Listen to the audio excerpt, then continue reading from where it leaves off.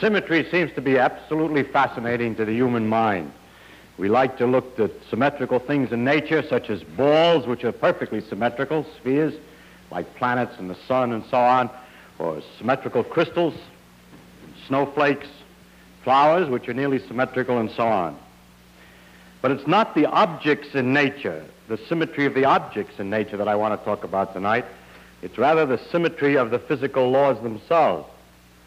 Now, how can a physical law have a symmetry? It's easy to understand how an object has a symmetry. Of course, it can't. But physicists delight themselves by using ordinary words for something else. And so, in this case, they have a thing about the physical laws which is very close to symmetry of objects, and they call it the symmetry of the laws, and that's what I'm going to talk about. To show how close it is, I ask for a definition of symmetrical. What is a symmetry? If you look at me, I'm symmetrical right and left, apparently at least. A vase can be symmetrical that particular way, or in other ways. How can you define it? Well, Professor Weil, a mathematician, gave an excellent definition of symmetry. It's this. As I am left and right symmetric, that means that if you put everything that's on this side, and vice versa, if you just exchange the two sides, it'll look exactly the same. Or, for instance, a square has a symmetry because if I turn a special kind, if I turn it around to 90 degrees, it still looks exactly the same. So, Weil said, a thing is symmetrical if there's something that you can do to it so that after you finish doing it, it looks the same as it did before. And then that is the sense in which we say that the laws of physics are symmetrical. That there are things that we can do to the physical laws or to our way of representing the physical laws which make no difference and leave everything unchanged in its effect. And this aspect of physical laws are what's going to concern us tonight, and we will take a number of examples. The simplest example of all of a kind of symmetry, as you'll see, it's not the same as you would have thought, left and right symmetric or anything like that. There's a symmetry called translation in space. That has the following meaning. If you build any kind of apparatus or do any kind of experiment with some things, and then go and build the same apparatus or do the same kind of experiment with similar things, but put them here instead of there, merely translate it from one place to the other in space, then the same thing will happen in the translated thing that would have happened in the original thing. It's not really true, actually. If I actually built such an apparatus and then displaced it 20 feet in that direction, it would get into the wall and there would be difficulties. It's necessary in defining this idea to take into account everything that might affect the situation, so that when you move the thing, you move everything. For example, if the system involved a pendulum, and I moved it 20,000 miles to the right, it wouldn't work right anymore because the pendulum involves the attraction of the Earth. But if I imagine I move the Earth and the equipment, then it will behave the same way. So the situation is that you must translate everything which may have any influence on the situation. Now that sounds a little dopey because it sounds like, well, just translate it, and if it doesn't work, then you didn't translate enough stuff, and you're bound to win. Actually not. You see, it's not self-evident that you're bound to win. The remarkable thing about nature is that it is possible to translate enough stuff so that it does behave the same way. That's a positive statement. Now, I would like to illustrate that such a thing is true from the statement of the law of gravitation, for example, in which said that the forces between the objects was inversely as the square of the distance between them. And I remind you that a thing responds to force by changing its velocity as time goes on in the direction of the force. Now, if I move something from here to here, or a pair of objects like a planet going around the sun, and move the whole pair over, then the distance between the objects, of course, doesn't change, and so the forces don't change. And further, if they use when they're moved over a situation the same speed, then all the changes will remain in proportion. Everything can go around in two systems exactly the same way. So because the law said the distance between the objects, rather than some absolute distance from the central eye of the universe, but it talked about distance between the objects, then it means that the laws are translatable in space. I give another example of symmetry. That first symmetry is translation in space. The next one could be called translation in time, if you like, but better just to say a delay in time makes no difference. If we start a planet going around the sun in a certain direction, it goes around, and if we start it all over again 2 hours later, or say 2 years later, with another beginning, starting the planet and the sun going on the same way, it'll behave in exactly the same way. Because again, the law of gravitation, as stated, talks about the velocity and never talks about the absolute time and when you were supposed to start measuring things.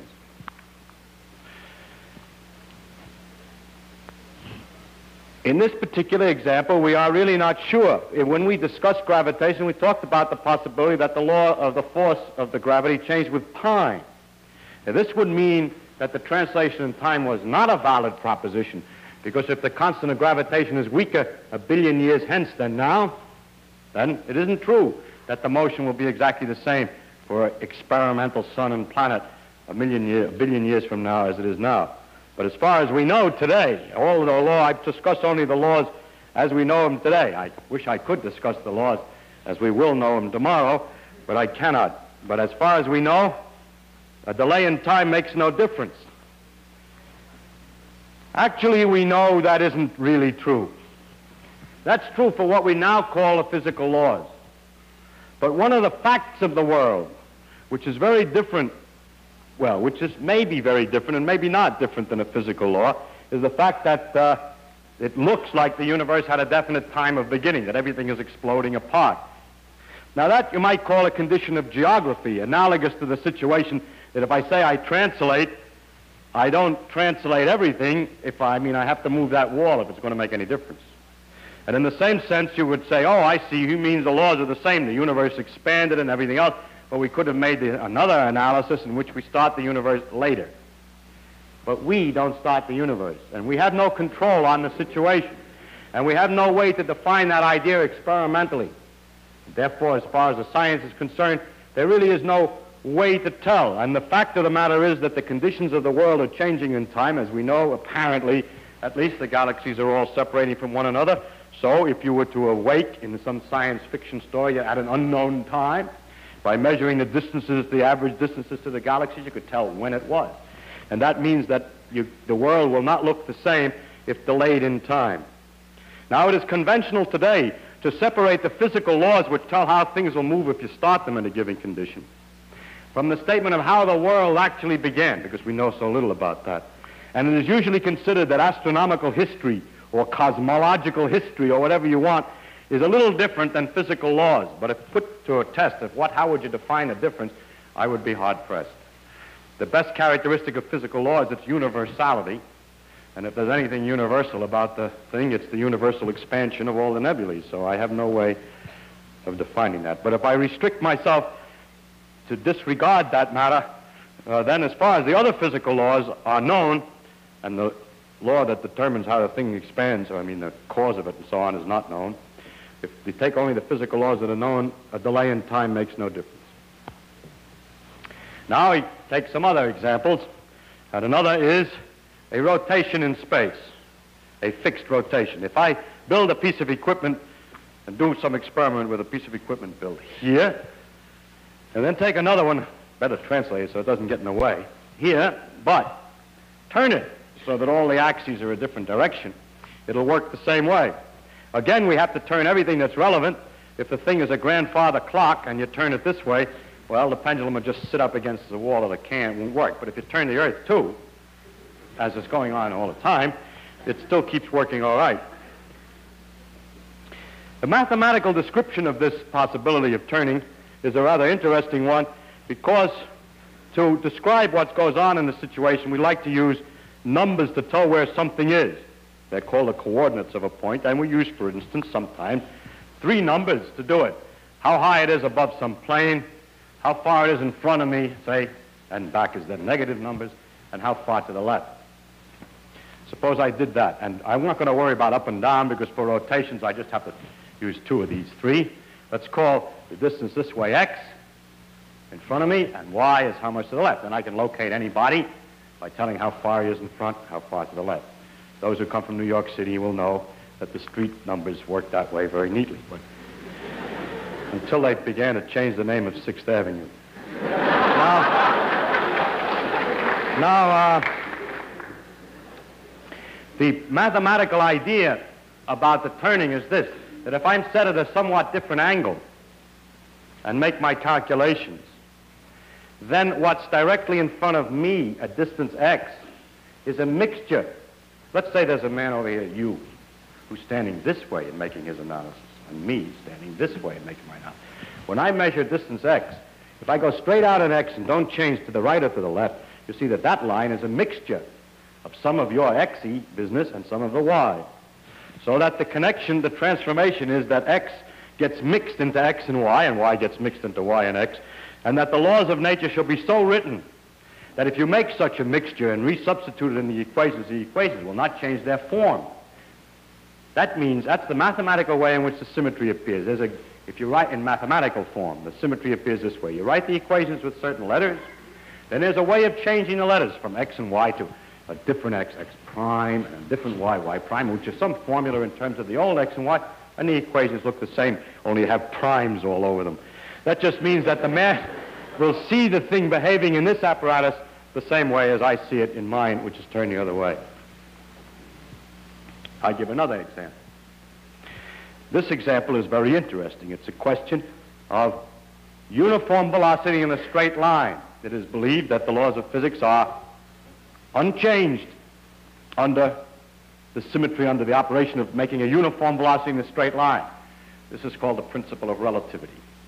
If we have, for instance, a spaceship, and we do have an equipment in it that's doing something, and we have another equipment down here on the ground, and the spaceship is going along at a uniform speed, then inside the spaceship, somebody watching what's going on can see nothing different than the man that's standing still in his apparatus in there. Of course, he looks outside, or he bumps into an outside wall, or something like that. It doesn't matter. But insofar as he's moving at a uniform velocity in a straight line, the laws of physics look the same to him as it do to me, who is not moving. Since that's the case, I cannot say who's moving. Now, I insist and emphasize here something before we go any further, that in all of these transformations and all of these symmetries, we are not talking about moving the whole universe. Just like the case of the time, I could imagine I moved all the times in the whole universe, but that doesn't make any difference. There'd be no content to the statement that if I took everything in the whole universe and moved it over, it would all behave the same way. The very remarkable thing is that if I take a piece of apparatus and move it over, then if I make sure about a lot of conditions and include enough apparatus, I can get a piece of the world and move it relative to the average of all the rest of the stars, and it still doesn't make any difference. And in this case, it means that someone coasting at a uniform velocity in a straight line relative to the average of the rest of the nebulae sees no effect. It is impossible to determine by experiments inside a car without looking out, by any effects, that you're moving relative to all the stars if you want.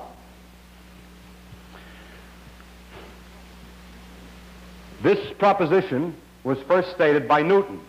Let's take his law of gravitation, for instance. It said that the forces are inversely as a square, so let's see, what else, yes. And that the force produces changes in velocity. Now, suppose that I watch a moving thing.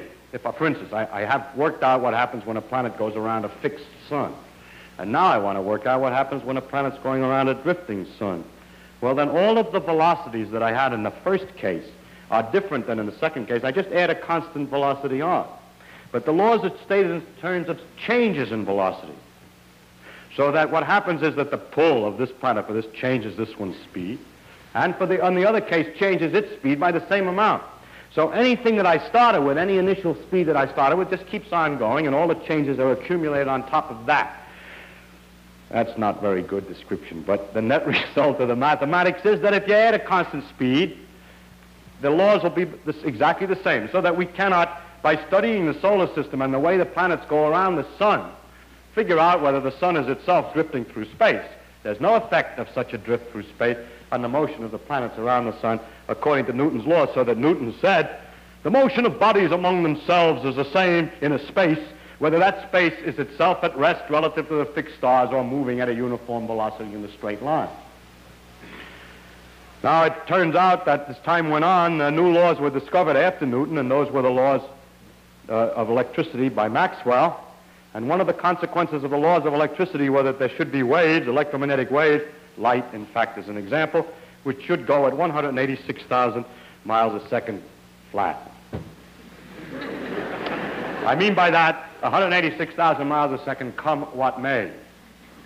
So then it was easy to tell where rest was, because a law like if light goes 186,000 miles a second is certainly not one, or at first sight, is certainly not one which is quite right, which will permit one to move and get the same law, because it's evident, is it not, that if you're in a spaceship going 100,000 miles a second in that direction, and I'm standing still and shoot a light beam at 186,000 miles a second, you look out the window, or if I shoot the beam through a little hole through your ship, as it goes through your ship, since you're going 100,000, the light's going 186,000, the light is only going to look like it's passing you at 86,000 miles a second.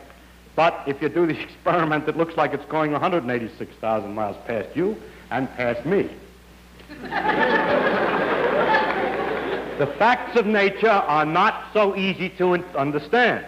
And the fact of the experiment was so obviously counter to common sense that there are some people who still don't believe the result. But experimentally, time after time, experiments indicated that the speed is 186,000 miles a second, no matter how fast you're moving. And now the question, how could that be? Poincaré proposed that one take as one of the principles of nature that the Maxwell's principles of Maxwell's equations are right, and that the mathematical changes needed to compare a system moving and a system standing still that come in that case should be, well, I'm making it sound too complicated. I'll come back and change the way of stating it. Einstein realized, and Poincaré too, and it's hard to get the history right while you're trying to explain the idea at the same time, that the only possible way in which a person moving and a person standing still could measure the speed to be the same was that their sense of time and their sense of space are not the same, that the clicking clocks inside the spaceship are ticking at a different speed than they are in the ground, and so forth. Of course, you say, yeah, but if the clock is ticking, I look at the clock in the spaceship and I see it's going slow. No, your brain is going slow too. So by making sure that everything went just so inside the spaceship, it was possible to cook up a system by which in the spaceship it would look like 186,000 spaceship miles per spaceship second, whereas it looks like 186,000 my miles in my seconds at the same thing. It was a very ingenious thing to be able to do. It turns out remarkably enough to be possible. I mentioned already one of the consequences of this principle of relativity, that you cannot tell how fast you're moving in a straight line, in which we had two cars, and there was an event. It happened at each end of this car. A man was standing in the middle of the car, and there was an event that happened at each end of this car at a certain instant, which this man claimed was the same time, because standing in the middle of the car, he saw the light from both of these things at the same time. Whereas a man in another car, who happened to be moving this way with a velocity, saw these same two events, not at the same time, but in fact saw the one here first, because the light reached him before the light from here, because he's moving forward. So you see that one of the consequences of the principle of symmetry for uniform velocity in a straight line, that symmetry means you can't tell who's right, is that when someone talks about something like, when I talk about everything that's happening in the world now, that doesn't mean anything. If you're moving along at a uniform velocity in a straight line, everything that happens at now, simultaneous, is not the same events as my now, even though we're passing each other. Our instant here is the same, but somewhere else, we cannot agree what now means at a distance. So this means a profound transformation in our ideas of space and time in order to maintain this principle that you can measure, that uniform velocity in a straight line cannot be detected. Actually, what's happening here is that a little bit, that the time, from one point of view, two things that are simultaneous seem from another point of view to be not at the same time, provided they're not at the same place, that they're far apart in distance. That's very much like my x and y.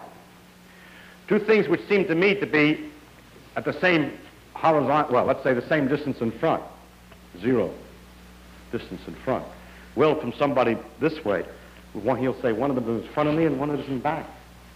See, consider, from my point of view, they're both even with me. That wall and that wall is even with me.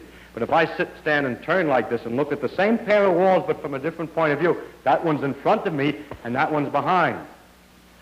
And so it is that the two events which from one point of view seem to be at the same time, from the other point of view seem to be at different times, and the generalization of the two-dimensional rotation that I'm talking about into space and time was made, so that the time was added to the space to make a four-dimensional world.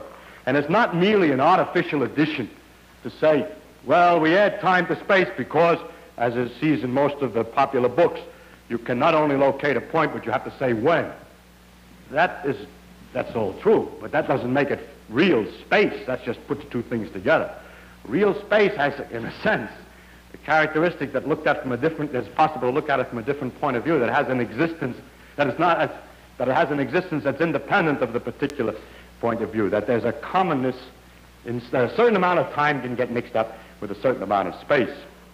So that space and time must be completely interlocked. And after this discovery, Minkowski said that space of itself and time of itself shall sink into mere shadows, and only a kind of union of the two shall survive.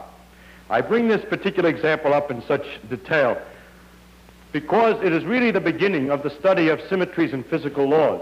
It was Poincaré's suggestion to make this analysis of what you can do to the equations and leave them alone. It was Poincaré's attitude to pay attention to the symmetries of physical laws. The symmetries of translation, space, delay, and time, and so on, were not very deep. But the symmetry of uniform velocity in a straight line is very interesting and has all kinds of consequences. Furthermore, by these consequences were extendable into laws that we did not know. By guessing that this principle is true for the disintegration of a mu meson, we don't know why the mu meson disintegrates in the first place. We can tell a lot about it by the proposition that we can't use mu mesons to tell how fast we're going in a spaceship either. And that tells us something, at least, about the mu meson disintegrations. There are many other symmetries of some of them are of different kinds. I just mentioned there and others. Another one is that you can replace one atom by another of the same kind, and it makes no difference to any phenomenon. Now, you say, yeah, what do you mean by the same kind? You mean one way, you replace it by the other one, it doesn't make any difference. It looks like physicists are always talking nonsense in a way, isn't it? Because there are many different kinds, and if you replace one by one of a different kind, it makes a difference, but if you replace one by the same kind, it doesn't make any difference, and that just seems like a circular definition. But the meaning of the thing is that there are atoms of the same kind, that it is possible to find classes of atoms, that you can replace one by another of the same kind, and it doesn't make any difference. There are such things. Since the number of atoms in any little tiny piece of material is 1 followed by 23 noughts or so, it's very important that they're the same, that they're not all different kinds. And it's really very interesting that we can classify them into a limited number of a few hundred atoms, so that the statement that we can replace one atom by another of the same kind has a very great amount of content. It has the greatest amount of content in quantum mechanics, and it is impossible for me to explain how, partly, but only partly because this is an audience that is mathematically untrained.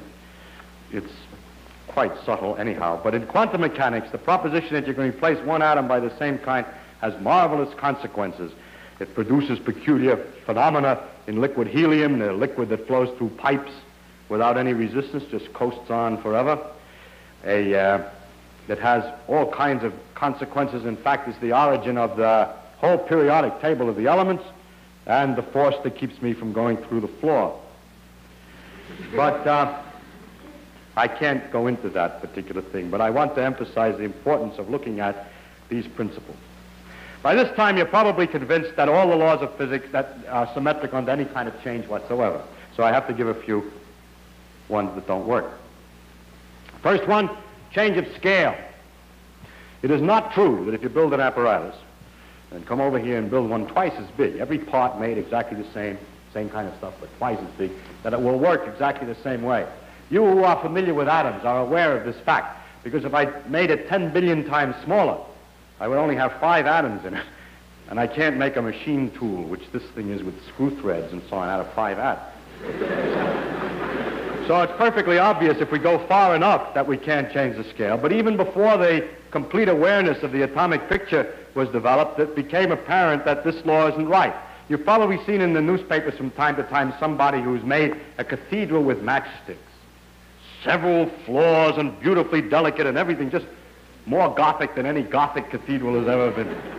More delicate. Why don't we build big ones like that with great logs, with the same degree of ginger cake, the same enormous degree of detail? And the answer is, if we did, it would be so high and so heavy it would collapse. You say, yeah, but you forgot when you're comparing two things, you must change everything that's in the system. The little cathedral made with matchsticks is attracted to the earth. So to make the comparison, I should make the big cathedral attracted to an even bigger earth. Too bad. A bigger earth would attract it even more, and the sticks would break even more surely. This fact that the laws of physics were unchanged under scale was first discovered by Galileo. He argued in discussing the strength of rods and bones. He argued that if you need a bone for a bigger animal, say an animal is twice as high, wide, and thick, you need 8 times the weight. So you need a bone that can hold a strength 8 times. But what a bone can hold depends on its cross-section. And if you made the bone twice as big, it would only have 4 times the cross-section, would only be able to support 4 times the weight. And in Galileo's book called The Two New Sciences, you'll see pictures of imaginary bones of enormous dogs way out of proportion. Galileo felt that the discovery, I suppose he felt, I don't know, but the discovery of the fact that the laws of nature are not unchanged on the change of scale was as important as his laws of motion, because they're both put together in a tome called On Two New Sciences. Now I go on to another example of something that is not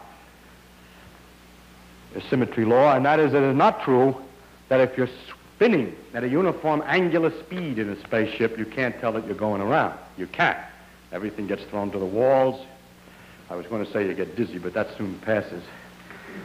There are a lot of effects, however. Things do get thrown to the walls from the centrifugal force, or however you wish to describe it. I hope that there's no teachers of freshman physics here to correct me. But it is possible to tell that the Earth is rotating by a pendulum or by a gyroscope. And you're probably aware in various observatories and museums and so on have the so-called pendulums that proves the Earth is rotating without looking at the stars. So it is possible to tell that we are going around at a uniform angular velocity on the Earth without looking outside, because the laws of physics are not unchanged by that. Many people have proposed that really you're rotating relative to the galaxies, see? And if you would turn the galaxies too, it wouldn't make any difference. Well, I don't know what would happen if we would turn the whole universe, and we have at the moment no way to tell. Nor at the moment do we have a theory which describes the influence of a galaxy on things here, so that it comes out of this theory in a straightforward way, and not by cheating or forcing or anything like that, in a straightforward way, that the inertia for rotation, that the effects of rotation, the fact that a spinning bucket of water has a shape in the surface like this, that this is the result of a force from the objects around. That's not known to be the case. That this should be the case was called Mach's principle, but that it is the case has not yet been demonstrated. But the real question is, the more direct experimental question is that if we're rotating at a uniform velocity relative to the nebulae, do we see an effect? The answer is yes. If we're moving in a spaceship at a uniform velocity in a straight line relative to the nebulae, do we see an effect? The answer is no. 2 different things.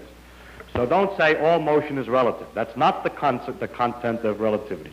Relativity says that uniform velocity in a straight line is undetectable. Relative to the nebulae is undetectable.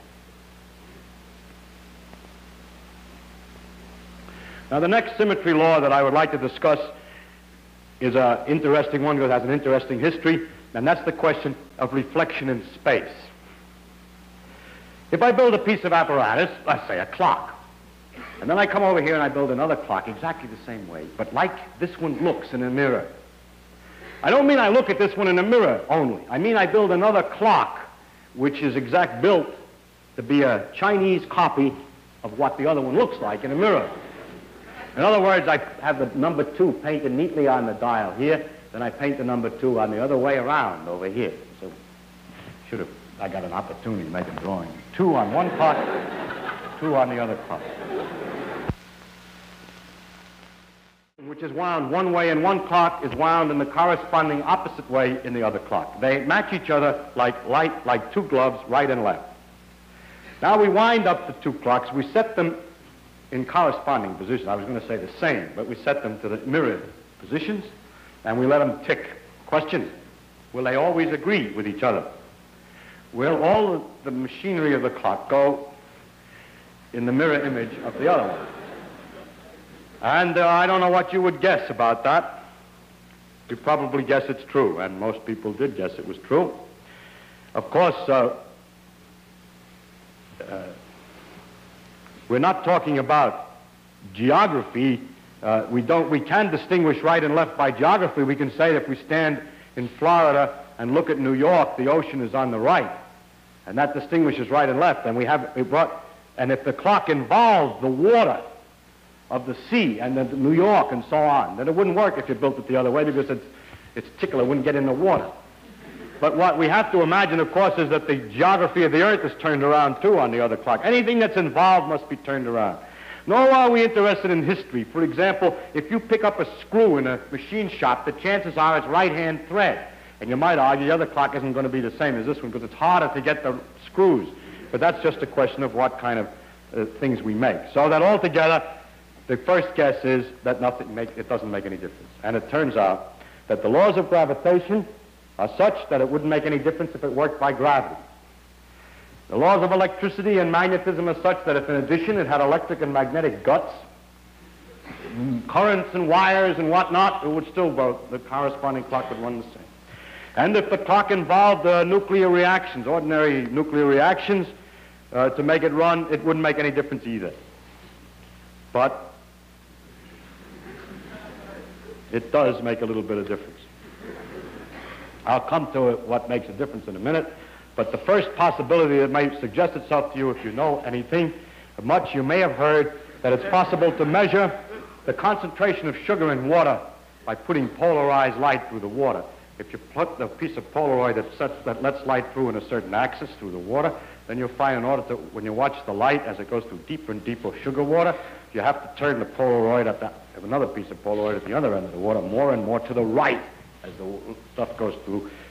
Maybe it's to the left, I can't remember, but let's say to the right, as you go through deeper, deeper solution. And if you make the light go the other way through the solution, it's still to the right. So there's a right-hand way, there's a difference for right and left. So if we put sugar water in the clocks and light, then if we put, say, in one tank of water and make the light go through and turn and put the Polaroid so it can just get through, and make the corresponding image on the other side, hoping the light would turn this way, it won't, it'll turn the other way, and it won't go through right. So by using sugar water, our 2 clocks can be made different. So it's a very remarkable fact. And it isn't true, therefore, at first, that the 2 clocks will be, that the physical laws are symmetric for reflections. However, it's possible to make sugar in the laboratory. The sugar that we got that time might have been from sugar beets, but sugar isn't a complicated molecule. And it's possible to make sugar in the laboratory out of carbon dioxide or water and going through lots and lots of stages in between and make artificial sugar. When you put the artificial sugar in there, which is chemically and measured every way, it seems to be the same, it doesn't turn the light. Then, if you put bacteria in the water, in the sugar water, bacteria eat the sugar. And when you let the bacteria eat the sugar and then try with what's left, it turns out first they only eat half the sugar, the artificial sugar. Second, when you're all done, it turns to the left, the stuff that's left. And now you find the explanation to all this is the following. And sugar is a complicated molecule, a set of balls, atoms, in some complicated arrangement. If you make exactly the same arrangement, but left as right, like if the arrangement is complicated like this, then you make one the same way. Then every distance between every pair of atoms is the same in one as in the other. The energy of the molecules is exactly the same. And for all chemical phenomena not involving life, they're the same. But living creatures find a difference. The bacteria eats one kind and not the other. The sugar that comes from sugar beets is only one kind, all left-hand molecules. And so, or right-hand, and so it turns the light one way. The bacteria can only eat that kind of molecules. When we manufacture the sugar from substances which themselves are not asymmetrical, simple gases, we make both kinds in equal number. Then, if we let the bacteria eat, they'll eat the kind they can eat, and the other is left, and that's why it comes out the other way. It's possible to separate the two by looking through magnifying glasses at the crystals and separating them and so on, as Pasteur discovered, and so forth, so that we can definitely show that all this makes sense, and even our artificial sugar, then we can separate ourselves. We don't have to wait for the bacteria. But the interesting thing is that the bacteria can do this. Does that mean that the living processes don't obey the same laws and so on? Apparently not. It seems that in the living creatures there are many, many complicated molecules, and they all have a kind of thread to them. One of the most characteristic molecules in living creatures are proteins, and it takes a little while to explain the details, but let's put it very simply. They have a corkscrew property, and they go, let's say, to the right. Now, as far as we can tell chemically, if we could make this chemically the same thing to the left, it would not function biologically because it wouldn't, when it met the other proteins, fit the same way. That is, a left-hand thread will fit a left-hand thread, but left and right don't fit very well the same way. So the bacteria, having a left-hand thread in their chemical insides, can distinguish the left and right sugar. How did they get that way? Physics and chemistry cannot distinguish the molecules. It can only make both kinds, but biology can.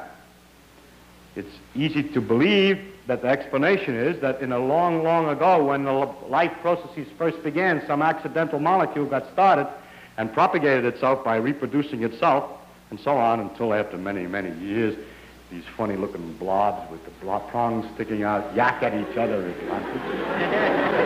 But they are nothing but the offspring of the first few molecules, and then this accident of the first few molecules that it happened to form one way instead of the other. It has to be one or the other. So the thing that reproduces itself is either left or right, and then it goes on and propagates this on and on. It's much like the screws in the machine shop. Use right-hand thread screws to make new right-hand thread screws and so on. So this is probably one of the deepest demonstrations of the fact that the protein molecules are exactly the same in all life. They all have exactly the same kind of thread. Is probably one of the deepest demonstrations of the uniformity of the ancestry of life, the common ancestry of all life, and from back, in fact, to the completely molecular level. Now, in order to test better this question about whether the laws of physics are the same right and left, we can put the problem to ourselves this way.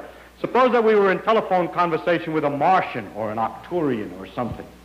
We don't know where he is, and we would like to describe things to him. We want to tell him about things. We say, well, how is he going to understand the words? So that's been studied very much by Professor Morrison here. And he has pointed out that one way would be to start out and say, tick, tick, 2, tick, tick, tick, 3, and so on. And pretty soon the guy would catch on to the numbers. And then to understand your number system, then you can write lots of numbers, and you could, for example, write a whole sequence of numbers that represents the weights, the proportional weights of the different atoms in succession. And then say hydrogen, 1.00, deuterium, and so on, and he would, after he sat down with all those numbers and piddled around a while, would discover that the mathematical ratios were the same as the ratios of the weights of the elements, and therefore those names must refer to the elements, and so gradually you could, in talking to him, to have a common language. In many ways, common. There are many. Now comes the problem.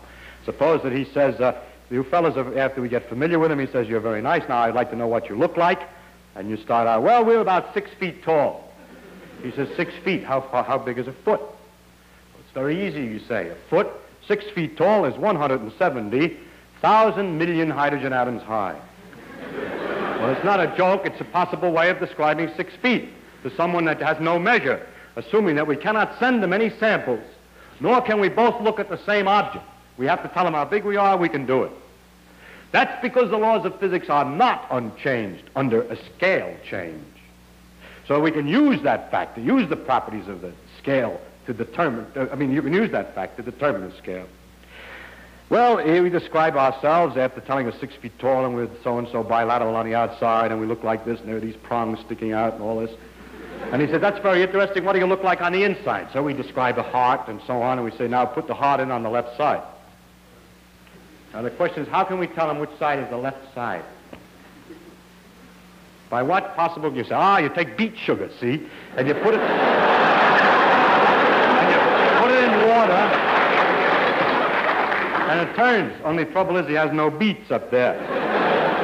Or we have no way of knowing whether the evolution, if it was even corresponding to the same proteins on Mars as here, whether the accidents of the evolution would have started with maybe the wrong-handed threads. So there's no way to tell. So after much thought, you see you can't do it. And so you conclude it's impossible. However, about 5 or 6 years ago, certain experiments indicated that they got reduced all kinds of puzzles. I won't go into detail. We got into tighter and tighter difficulties, more and more paradoxical situation, until somebody proposed, Li and Yang proposed, maybe the principle that right and left symmetry, that nature is the same for right and left, is not right. And that would help to explain a number of mysteries. And Li and Yang proposed some more direct experiments to demonstrate this, and I'll just mention the most direct of all the experiments. The easiest way to tell was an experiment done. Well, there were several first experiments which were quite clear, but the one that's easiest to explain is this. That when we have a radioactive disintegration, in which an electron and a neutrino are emitted, for example, this is one that we talked about before, electron and antineutrino. Or this is a neutron disintegrating into a proton, electron, and an antineutrino. Or the corresponding thing can happen to a neutron and a nucleus. Anyway, there are many radioactivities in which the charge of the nucleus increases by 1 and an electron comes out. The thing that's interesting is that if you measure the spin, electrons are spinning as they come out. If you measure the spin, you find out that they're spinning to the left. That is a definite significance, that the electron, when it comes out of the disintegration, is turning this way. And that helical description is a left-hand thread. It's as though, in the beta decay, the gun that was shooting out the electron were a rifled gun. And there's 2 ways to rifle a gun, because there's a direction, out. And then there's a question, do you turn it this way or that way as you go out? And the experiment is that the electrons come from a rifled gun, rifled, twisted to the left. And so, using this fact, we can call up the Martian and say, listen, take radioactive stuff. Now, I ought to have prepared a particular example, a neutron. And look at the electrons, which come from such a beta decay. And then you define left by this screw thread, and let's see, it'll take me some while to figure out how to do it in detail. Say the electron's going up, and the direction of motion of the way it's spinning is into the body on the left side, and that's where the heart goes. Something like that. I'd have to think a little bit more of it. But anyway, it is possible to tell right from left, and thus the law of this, that world was symmetrical for left and right, has collapsed. Every conservation law has, well, the next thing I would like to talk about is the relationship of conservation laws to symmetry laws. We last time talked about conservation principles, conservation of energy, of momentum, angular momentum, and so on. Now we're talking about symmetry laws. It's extremely interesting that there seems to be a deep connection between the conservation laws and the symmetry laws. This connection has its proper interpretation, at least as we understand it today, only in the knowledge of quantum mechanics. Nevertheless, I will show you the following, that if I will try to explain the following, that if we will assume that the laws of physics are describable by a minimum principle, that the paths are taken so that some quantity is least, an idea I described once before. If we add that the laws of nature come from a minimum principle, then we can show that if the law is such that you can move all the equipment to one side, in other words, if it's translatable in space, then there must be conservation of momentum. That there's a deep connection between the symmetry principles and the conservation laws, but that connection requires that the minimum principle be assumed. You remember at one time we discussed the one way of describing physical laws by saying that a particle goes from one place to another in a given length of time by trying different paths, and the actual path taken has this property, that there's a certain quantity, which unfortunately happens to be called the action, which is not to be taken to signify anything because it's got nothing to do with action. Anyway, there's a certain quantity called the action, which you calculate on this path. And if you will calculate it for any other path, the answer is bigger. It's least for the real path. And that one way of describing the laws of nature is to say that the action, a certain mathematical quantity, is least for the actual path than for any other path. Now, another way of saying the thing is least is to say this, that if you move the path a little bit, at first it doesn't make any difference. Suppose you were walking around in a wood, on mountains, on hills, but smooth hills, please. Smooth. The mathematical things that were involved here correspond to smooth hills. We're walking around on hills and valleys, and we come to a place where we're lowest. Then I say, if you take a small step forward, you won't change your height. When you're at the lowest, or at the highest point, a step doesn't make any difference in the altitude in first approximation. Whereas if you're on a slope, you can walk down the slope with a step. And then if you take the step in the opposite direction, you walk up. And that's the key to the reason why, when you're at the lowest place, taking a step doesn't make much difference, because if it did make any difference, if you took the step in the opposite direction, you'd go down. I mean, if it went up one way, it would go down the other way. But since this is the lowest point and you can't go down, in first approximation, the step doesn't make any difference. So we therefore know that if we move this path a little bit, in first approximation, it doesn't make any difference to the action. Now I want you to consider the following possible other paths. First, we jump immediately over to another place here nearby. Then we go along. This sticks out too far to make the diagram clear, so if you permit me to just change the shape of the path. Then we move on exactly the corresponding path to another point here, which is displaced the same amount, of course, because it's the corresponding path to this side. Now we have just discovered that the laws of nature are such that the action, the total amount of action going on this path is the same in first approximation to that path. That's from the minimum principle, when it's the real motion. Now I show you something else, that the action on this path is the same as the action from this little cross to that little cross if the world is the same when you move everything over, because the difference of these two is only that you moved everything over. So if the symmetry principle of translation in space is right, if that's right, then a total action between the crosses is the same as between the dots. But for the true motion, the total action on this cockeyed path here is very closely the same as for the original one. So subtracting equals from equals and so on and so on. Anyway, you can probably see, therefore, that the contribution from this little section and from this little section are equal. But in making this little motion, we're going this way, and making this one, we're going the other way. So if we make the contribution of this taken as the effect of moving that way, and the contribution of this, thinking of it as an effect of moving that way, but taking it the other sign because it's the other way, we see that there is a quantity here which has to match the quantity here to cancel out, which is the effect on the action of a little tiny step to the x in the x direction. So there is that quantity, the effect on the action of a small step in the x direction is the same at the beginning as at the end.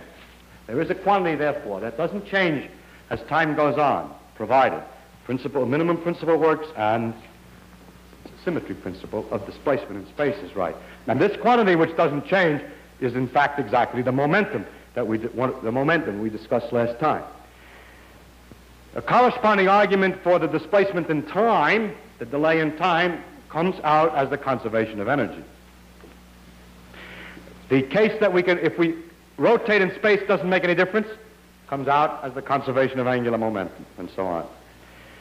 That we can reflect and it makes no difference doesn't come out to be anything simple in the classical sense, and it hasn't therefore got a simple classical interpretation, and people have called it the parity, and they have a conservation law called the conservation of parity, but those are just complicated words.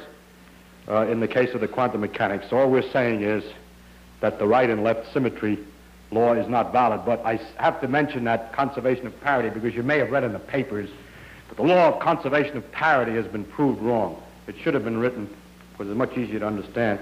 The principle that you can't distinguish right and left has been proved wrong. Now I would like to say as we go on about other symmetries that there are a few problems, new problems. For instance, for every particle, like an electron, there's an antiparticle, a positron. For a proton, there's an antiproton. And we can make in principle, what we call antimatter, in which every atom has its corresponding anti-pieces put together. For example, a hydrogen atom is a proton and an electron. If we take an antiproton, which is electrically negative, and a positron and put them together, they will also make a kind of hydrogen atom, an anti-hydrogen atom in principle. It's never been made in fact, but this is figured out that we could make this. And so we could make all kinds of antimatter in the same manner. Now the question is whether the matter works the same as the antimatter. And as far as we know, it does. And one of the laws of symmetry is that if we make stuff out of antimatter, it'll behave the same way as we make the corresponding stuff out of matter. Of course, if they come together, they annihilate, there are big sparks and everything else. And it was believed that this is true, that matter and antimatter have the same laws. Now the next question is this. Once it's found that the left and right is wrong, the left and right symmetry is wrong, an important question comes. If I look at this integration but with antimatter, an anti-neutron goes into an antiproton plus an anti-electron, that's an positron, plus a neutrino, the question is the antimatter behave like the matter in the sense that it comes out left-hand thread, or does it behave the other way?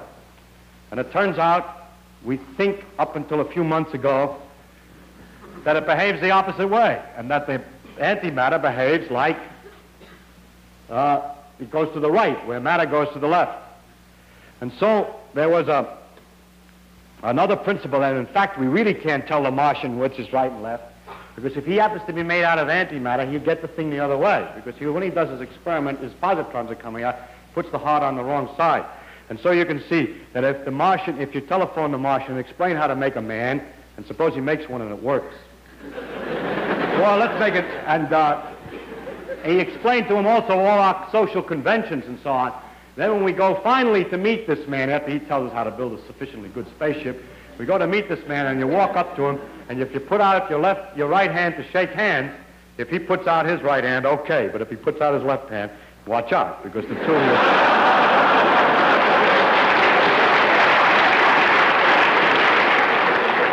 of you will annihilate with each other.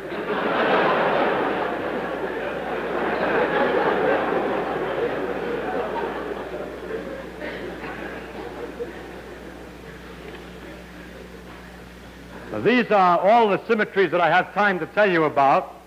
I wish I could tell you about a few more, but they become more difficult technically to explain.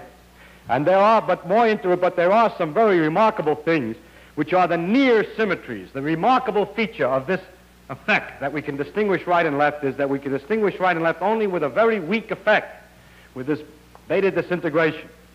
What it means that nature is 99.99 indistinguishable right from left, but that there's just one little piece, one little characteristic phenomenon which is completely different in the sense that it's absolutely lopsided, is a mystery that no one has the slightest idea about yet.